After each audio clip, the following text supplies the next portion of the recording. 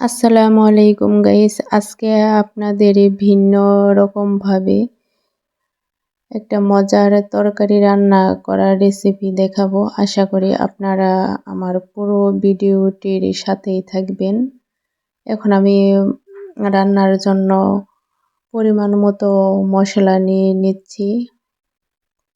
হলুদ, মরিচের গুঁড়া, জিরার গুঁড়া, ধনিয়ার গুঁড়া দিয়ে দিলাম কড়ার মধ্যে। এখন দিয়ে দিলাম পরিমাণ মতো পানি, যাতে মশলাগুলো না পুড়ে যায়।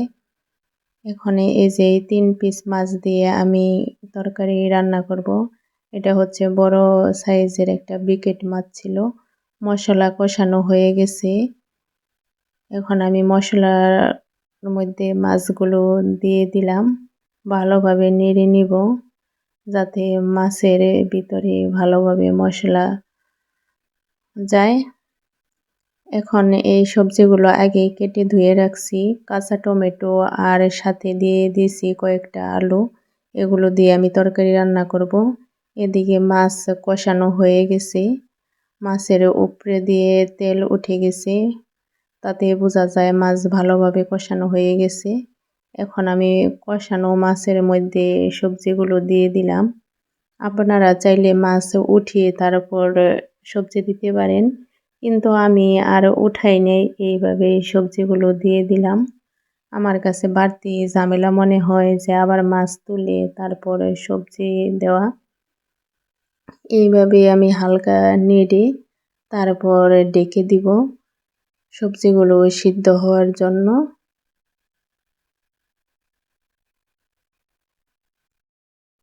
এখন আমি ঢাকনা খুলে আবার নেড়ে দিলাম আর সামান্য পরিমাণ পানি দিয়ে দিলাম কষানোর জন্য, যাতে সবজি আর মাছ পুড়ে না যায়।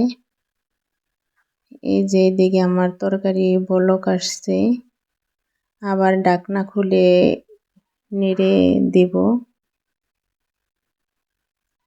ভালোভাবে নাড়তে হবে সাবধানে, যাতে মাছের পিসগুলো ভেঙে না যায়। এইভাবে আমি আস্তে আস্তে নেড়ে দিব।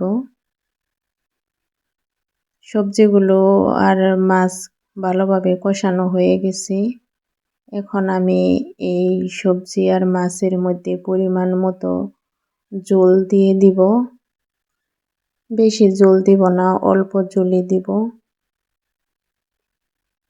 এখন জল দেওয়া হয়ে গেছে, ভালোভাবে একটু নেড়ে তারপর ঢাকনা দিয়ে ঢেকে দিব।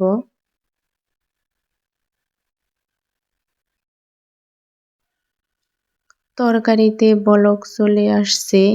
আমি চুলার জালটা মিডিয়াম আঁচে রাখছি, যাতে সবজিগুলো ভালোভাবে সিদ্ধ হয়।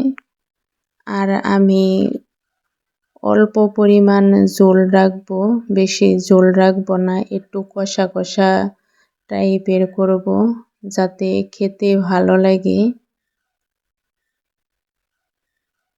তরকারিটা হয়ে গেছে, এখন আমি চুলা বন্ধ করে তরকারিটা নামিয়ে নিব।